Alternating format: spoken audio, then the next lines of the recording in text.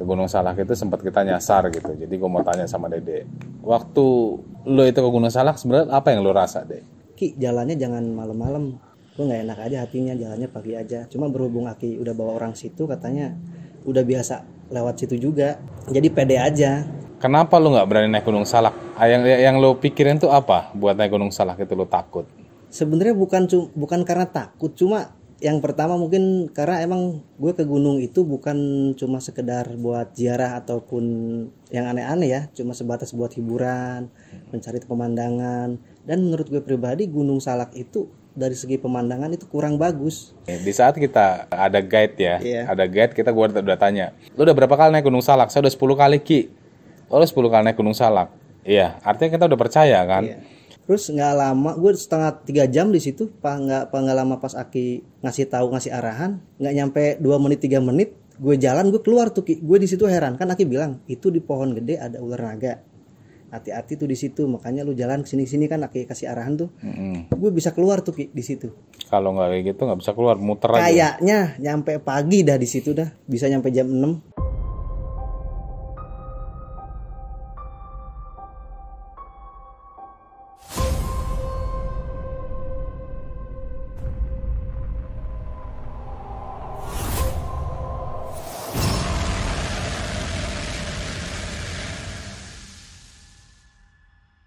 Assalamualaikum warahmatullahi wabarakatuh. Jadi selamat malam buat Jejakan Ta'ala. Jadi kita ketemu hari ini ada narasumber nih. Narasumber ini sebenarnya pengikut saya lama nih. Namanya siapa, Dek? Dede Fauji ceritanya nama lengkapnya. Jadi malam ini kita bakal ngebahas perjalanan spiritual. Jadi perjalanan spiritual itu ya bisa dari pegunungan, tempat-tempat horor, mistik gitu. Jadi banyak pengalaman yang dialami sama Dede. Terutama perjalanan waktu kita ini ke Gunung Salak. Ke Gunung Salak itu sempat kita nyasar gitu. Jadi gue mau tanya sama Dede, waktu lo itu ke Gunung Salak sebenarnya apa yang lo rasa, Dek? Sebenarnya waktu gue ke Gunung Salak dari awal itu emang gue itu bukan nggak mau, tapi apa ya, nggak ada niat aja buat ke Gunung Salak itu. Ya. Cuma berhubung yang ngajak Kiseno sendiri, jadi gue mau nggak mau di situ juga. Pas nyampe Cidahu jam 10 tuh gue udah bilang, Ki, jalannya jangan malam-malam, gue nggak enak aja hatinya, jalannya pagi aja. Cuma berhubung Aki udah bawa orang situ, katanya udah biasa lewat situ juga, jadi pede aja. Dan nggak lama feeling gue udah beda nih, Ki, kok jalannya setahu gue kalau pendakian nggak kayak gini, kok ini beda banget ya. Dari jam 10 nyampe jam 7, buset dah nyasar. Jadi kan lu kan biasa sering naik gunung kan? Jadi kayak gunung-gunung semua mungkin di Jawa Barat ataupun Jawa Barat lah terutama udah lo kelilingin semua. Kenapa lu nggak berani naik Gunung Salak? Yang lo pikirin tuh apa buat naik Gunung Salak itu lo takut?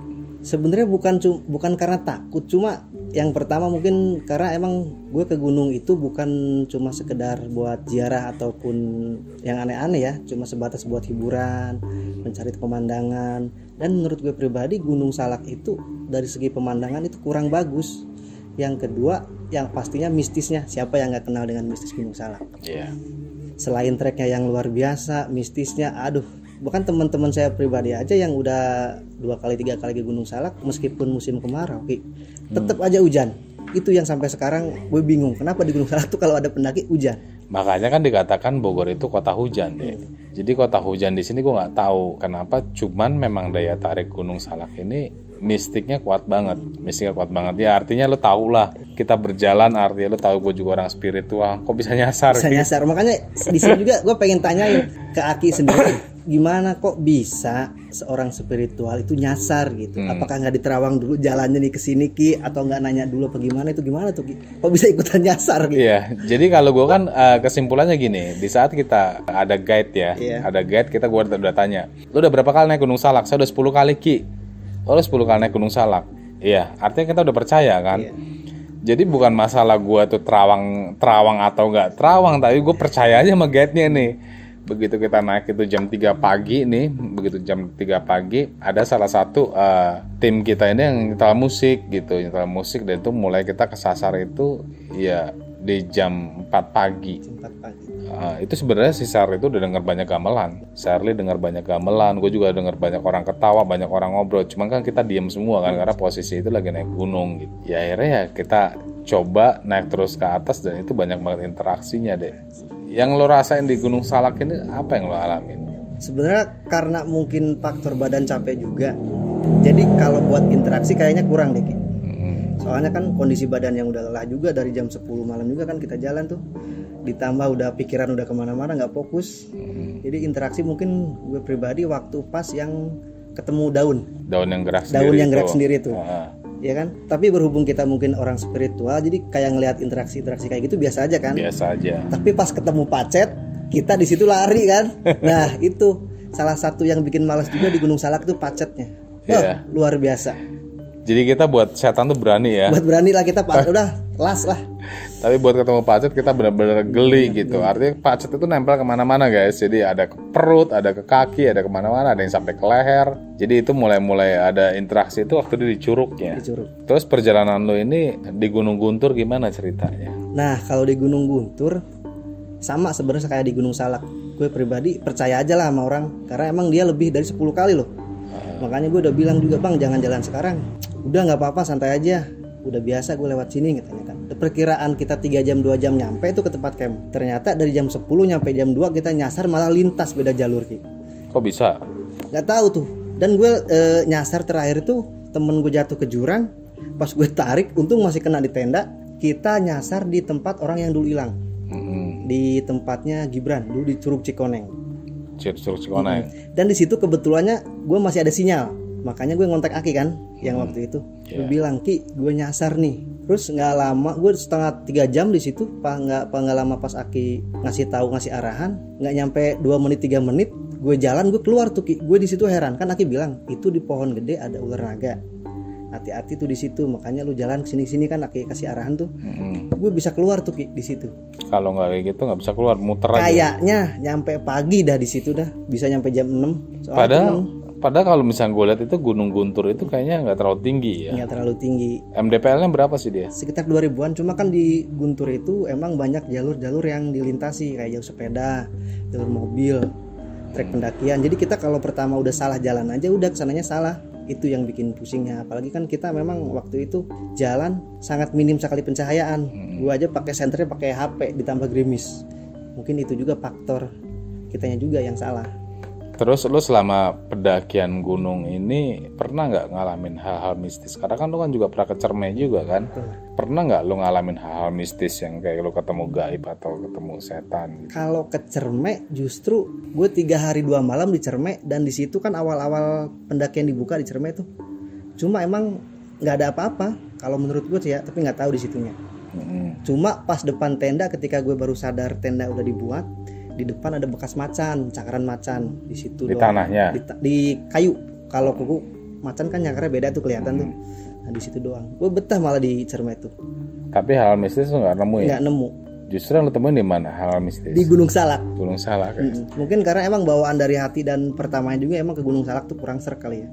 Jadi ya gitu akhirnya deh. Jadi kalau Gunung Salak itu sebenarnya kalau menurut gue itu banyak deh. Jadi di saat kita itu awal kita mulai nyasar, setelah kita mulai ada daun tadi gerak satu itu, terus daun gerak satu, cuman satu daun gerak, lewat dari daun gerak itu banyak pemukiman. Cuma kan kalau gue cerita nanti lu pada takutnya. Itu kita itu lewat di kanan kiri itu sebenarnya banyak. Kayak kita itu jalan raja jalan, terus banyak kayak warga-warga desa itu pada begini semua.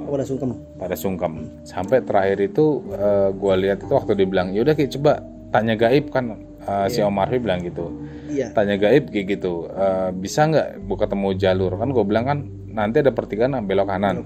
Dan di saat kita itu yang banyak pacet di Curug itu banyak banget kuntilanak itu sebenarnya. Anak gue sendiri pun dia denger ada suara gamelan, ada suara orang nangis minta tolong, tapi dia kan diem kan.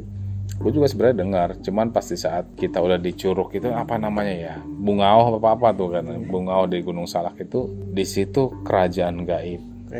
Nah, berarti kerajaan gaib itu bukan ada di atasnya Ki? Bukan di situ. Jadi ada namanya apa ya, kayak misalkan lettingan di bawah itu yang buat kalangan warga biasa. Kalau sampai kita tuh udah naik ke atas itu kan ada pemakaman Pangeran Santri kan. Di situ pun ada kerajaan lagi. kerajaan gaib, cuman kalangannya lebih ke kayak semacam orang-orang yang apa ya, kerajaan. Dari situ kita ngelewatin terus kan. Yang lo rasa waktu kita tuh ritual ataupun ziarah ke makam Pangeran Santri, apa yang lo rasa? Yang gue rasa yang pas terakhir kita malam-malam meditasi itu ya Ki, yang pas mandi itu kan nggak lama kita langsung meditasi ke dalam. Itu ada ular melingkar Ki. Yang gue bilang, Ki, ini ada gini-gini kan? Oh iya katanya. Pas di makam Pangeran Santri kan itu Ki ya. Nah di situ pas tubuh tuh kalau nggak salah tuh yang. Lo suges atau yang lo rasa lo lihat? Tapi emang batin ngomongnya kayak gitu Ki. Bukan beda kan kalau misalkan suges sama batin. Soalnya udah beberapa kali juga kan waktu ke Aki tuh bilang, Ki kalau batin kayak gini gimana Ki? Ya berarti itu batinnya benar gitu. Lu lihat ular di sebelah mana? Dalam makam dia atau melingkar aja ke badan, ke pas teman-teman kita juga lagi meditasi kan. Dia muter aja tuh. Gue nggak tahu dia lagi bersihin badan atau gimana kan. Cuma gue di situ diem aja karena emang gede Ki, bukan main itu ularnya. Ada pohon kelapa ya? Ada itu. Di situ tuh ngeri banget tuh. Terus waktu di Batu Azan lo ada ngerasa aneh nggak? Yang waktu pas Batu Azan mungkin cuma interaksi biasa aja sih, yang kayak yang nyolek itu ada tuh kalau di Batu Azan tuh kayak nyolek gini. Gue nggak tahu itu anak-anak atau apalah, nggak ngerti tuh. Makanya di Gunung Salak ini dari sekian banyak gunung yang pernah gue daki, di Gunung Salak ini emang luar biasa. Itu terbukti naik nyasar, pulang juga kan kita nyasar. Nyampe yang biasanya di daerah Jawa naik gunung naik ojek, di Gunung Salak kita naik ojek, padahal udah deket pemukiman warga kan ya Ki. Ya jadi gitu guys. Jadi saya juga naik gunung udah banyak gunung ya, termasuk Gunung Slamet, Merbabu, Gunung Gede. Yang paling berat ini medannya Gunung Salak. Gunung Salak ini nggak tinggi, cuma 2100 mdpl. Tapi di situ kaki gue tuh kukunya lepas bisa 4 biji loh. 4 biji gue aja sampai ketawa itu guys. Buset dah, kata Gunung Salak treknya gini, pantesan banyak orang yang jarang mau gitu kan. Yang jarang mau ke situ. Selain trek dia dagu ketemu lutut ketemu dagu, mistisnya itu yang luar biasa. Yang bikin berat. Terkenal Gunung Salak di mana-mana. Ya, jadi itulah perjalanan. Kalau misalkan di Gunung Ciremai itu memang gue nanti bakal naik ke Gunung Ciremai, cuma kan belum gitu ya. Cuma katanya mistisnya sih kuat juga, banyak tapak tilas dari Prabu Siliwangi gitu. Mungkin nanti gue coba cari rekomendasi dulu jalur Ciremai yang luar biasa treknya Ki. Luar biasa mistisnya, cuma kan nggak sekarang kan naik ya, siap. Cuman buat lo spiritual nih, yang lo alamin spiritual nih selama ikut sama gue ini apa aja yang lo alamin? Sebenarnya dari gue 5 tahun ngikut ke Padepokan di sini, kalau misalkan jalan hidup gue lurus, mungkin udah jadi orang bener lagi ya. Cuma kan berhubung dari tingkah lakunya gue pribadi yang masih melakukan hal-hal negatif, itu yang membuat gue pribadi sekarang monoton, nggak ada perubahan. Stuck ya. Semonoton-monotonnya gue belajar di sini selama 5 tahun ini. Kadang kayak misalkan saudara gue misalkan sakit nih Ki, atau misalkan cewek gue ada main, gue tetap ada rasa tahu lah ya. Iya, cuma memang di dalam hal spiritual untuk membuktikan sebuah kesurgaan itu kan susah gitu aja. Jadi kita ngerasa ibaratkan feelingnya lebih kuat, lebih peka gitu ya. Cuman buat membuktikan kan karena hal gaib nggak bisa dibuktikan gitu. Itu aja lo yang udah stuck ya. Gimana lo lurus jalannya? Iya. Ya emang kesalahan murid pribadi sih yang emang bikin gagal itu. Bukan gagal sih, apa namanya ya? Nggak ada kemajuan aja mungkin ya Ki ya. Iya, stuck aja. Jadi dia sebenarnya udah ikut saya 5 tahun gitu, udah ikut 5 tahun. Kalau untuk puasa laku ritual sih dia bagus. Dia menjalankan puasa muti seminggu itu enteng, udah biasa kayak gitu. Cuman ngebleng kayaknya belum pernah lo ya. Kalau ngebleng emang terbentur sama kerjaan dulu juga sih. Kalau ngebleng, cuma kalau misalkan ngebleng sehari 2 hari dulu udah. Cuma kalau buat ngebleng nyampe harus tirakat ke gunung belum pernah. Belum pernah ya. Belum pernah, emang terbentur kerjaan juga. Ya guys, jadi ini sekelumit obrolan aja, ngalor ngidul aja nih buat si cerita Dede nih gitu. Jadi semenjak dia itu ikut dengan paguyuban udah 5 tahun. Sebenarnya lo selama ngikut gue tuh apa sih yang bisa lo benahin ataupun plus minusnya dalam diri lo menjalankan spiritual itu apa? Yang pasti yang plus minus yang bisa gue benahin mungkin dari kepribadian gue ya. Dari awal-awalnya tahu sendiri mungkin akan melakukan hal-hal yang dilarang oleh agama, sedikit-sedikit kita jauhi kan. Cuma memang kembali lagi pada gue nya aja yang susah diatur ya. Ilmu mau tinggi tapi susah diatur. Mau tinggi tapi susah diatur banget. Terus sama yang nggak gue temuin di padepokan lain, mungkin di padepokan ini tentang kajian ilmu alam itu Ki. Ilmu alam yang dimana kita memang harus benar-benar bisa menyatukan dengan alam. Suatu saat kita mati juga kembali ke alam. Begitu. Cuma emang untuk memecahkan ilmu alam sampai sekarang aja gue pribadi masih bingung itu Ki. Bingungnya di mana? Ya mungkin tentang jati diri sama siapa alam ini sebenarnya, udah gitu aja Ki yang bikin bingung. Mungkin mau Ki jelasin? Boleh. Jadi kalau misalkan di sini artinya gini loh.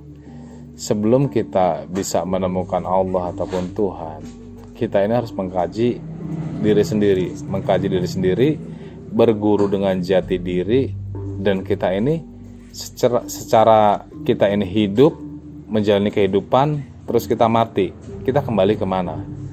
Jadi misalkan naluri kita berpikir secara logika, manusia berasal dari tanah, kembali ke tanah, kayak gitu. Jadi manusia berasal dari tanah, kan kembali ke tanah, ya kita harus di situ mengabdi ataupun menjalankan tata krama dengan alam. Yaudah guys, nanti kita lanjut lagi pembahasannya lebih dalam. Jadi malam ini cukup sekian pembahasannya. Jangan lupa tonton sampai habis, like, subscribe, dan komen. Oke? Assalamualaikum warahmatullahi wabarakatuh.